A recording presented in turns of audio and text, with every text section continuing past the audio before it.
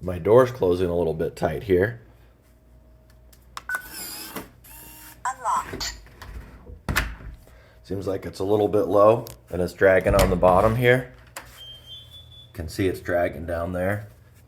I tried adjusting the angle by putting some shims in here, but it's a little bit too low, and so I'm gonna have to clean out the hinges right here because I tried raising these up a hair, but they're pointed down at a little bit of an angle, and that's got it dragging. So I'm gonna trace this along here and chisel this out and try and get these in here flat, and then see if I can adjust the angle on the door that way. Hey there, have you been having a hard time shutting your front door? I know I have, and if you have too, then you're in the right place. In this video, I'm going to show you how I got my front door to shut. The thing that happens here is that the door jambs can expand and contract during the different seasons, and so sometimes in the wintertime the door jamb can be a little bit too tight if it's not dialed in. So I got the hinges adjusted here so that I could shut my door a little bit better. Let me go ahead and show you how smooth it shuts now. It opens really nice. It's not dragging on the threshold anymore. Look at that. That shuts really nice. Shut the front door. How nice is that? All right, let me go ahead and show you how I got these hinges adjusted here. And if you're having the same issue, maybe this trick will work for you too.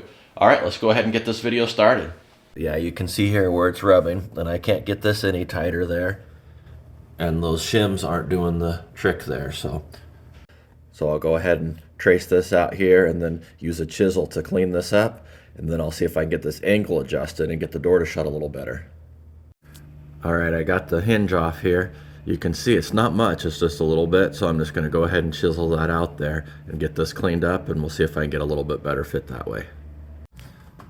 Alright, I got it all cleaned up in there. You can kind of see how it looks here. Fits in there real nice. It's a little bit low though, and so with these hinges here, they're just going to end up going back into the same slot. So I'm going to fill these holes here so that I can put the screws a little bit higher there towards the top end of that hole, and then try and push this up just a hair there, because that's all it needs, is just to go up a hair to get this door a little higher. So now that we got those cleaned up, I'll just fill these holes, and then we'll loosen the screws. I got these other two screwed in, this one here and this one down here, so I'll loosen those screws after I get these holes filled, and then I'll be able to get these two middle ones screwed in here, and then I can work on fixing the top one and the bottom one. This is a pretty big door here, so I'm gonna just do this a few hinges at a time. To fill those holes here, I just got out my razor knife here, and I'm just cutting some slits in this piece of scrap wood here. It's just a little thin piece of scrap wood, and I'm cutting some slits in here to make my little pieces there. Just be careful when you're cutting these. I found the easiest thing to do is you just put it down here on the board, kind of towards the edge there, and then you can just put a little bit of pressure on it like that, and then it's easy to split the wood there, and then that way you don't have to try and hold it in place while you cut across here. Just get your edges there.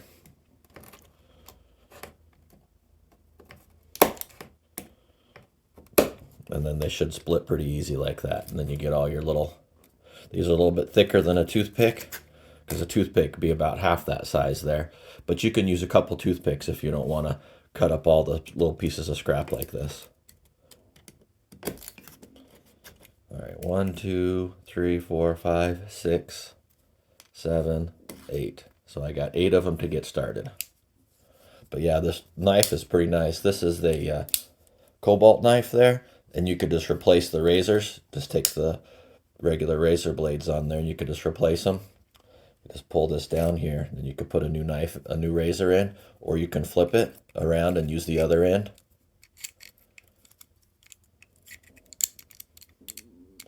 Just get it locked in like that. So it's nice to have this little razor knife here. It's a little bit better than those tiny little box knives. Oops, I didn't quite put it in enough. There we go. It's also got that nice little latch on the back there too. It's locked, so you can just do that, and then you can close it. And it's got a little strap there too to put on your waistband. So yeah, this is a pretty nice knife. You might be able to push it in there with your finger, but you can see I broke it there. So I want it to be a little bit thicker than just that, so I'm going to get out a hammer and hammer it in there. I got a little ball peen hammer right here. I wanted something small so I could hammer this in. Plus with this rounded part there, you can kind of clean it up a little bit there. But I'll just go ahead and hammer that in.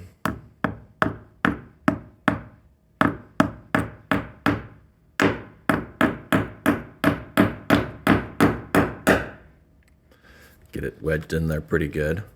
Just kind of flatten that out. And then when you put the screw in, you'd put the screw in towards the top of the hole there, and then that would push this up a little bit there like that.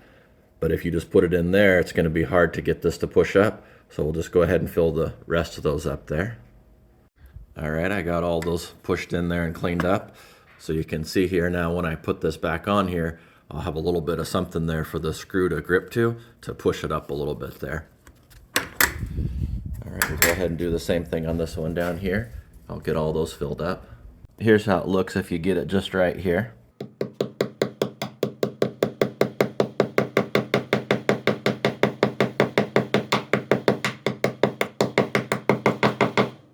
Then you'll get a nice good wedge in there. Same with that one down there.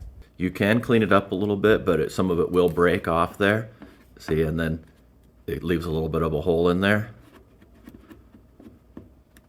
So you just kind of want to leave it where it's at there. If you mess with it too much, you'll pull some of it out. I think that looks pretty good. When I close this here, you can see there's all the little wood wedges in there. All right, now I'll go ahead and try and adjust this and see if I can raise this up a little bit here.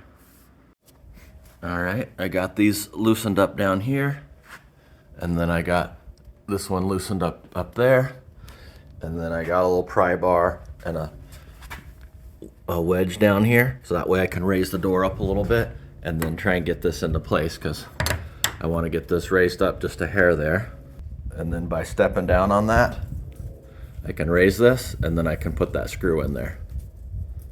All right, I'm not sure how good I did here, but you can see it's lined up pretty good right there.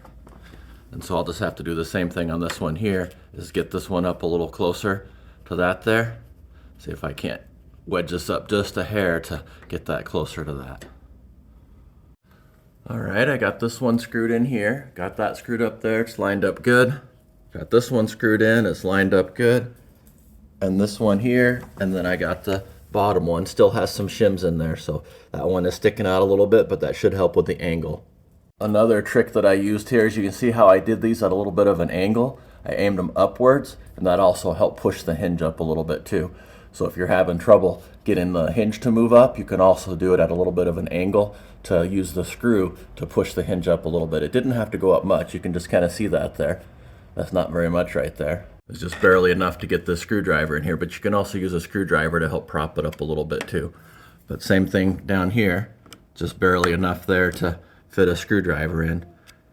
All right, now it's the moment of truth. I'll go ahead and shut the door and see how it does. Oh, wow. Locked. That was nice. Let me try that again. Unlocked. Oh, it opens so easy. Look at that. That shuts really nice. Yeah, there we go. I think I fixed it. Unlocked. I don't really see any dragging down there, just enough along the threshold there to get a good seal. But it feels like it shuts really good.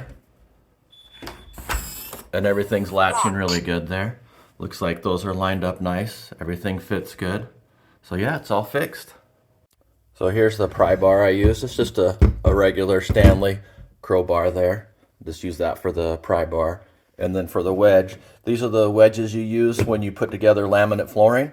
And then you use that as a wedge to hammer the laminate flooring in. So it's just a nice wedge there to put on the tile. If you don't have a wedge, you could use a wood block. But this is what I used. I just saved this because it's a nice wedge.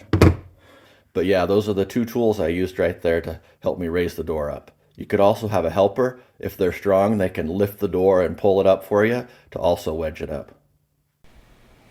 And then to shut it, you could just look at that. Locked.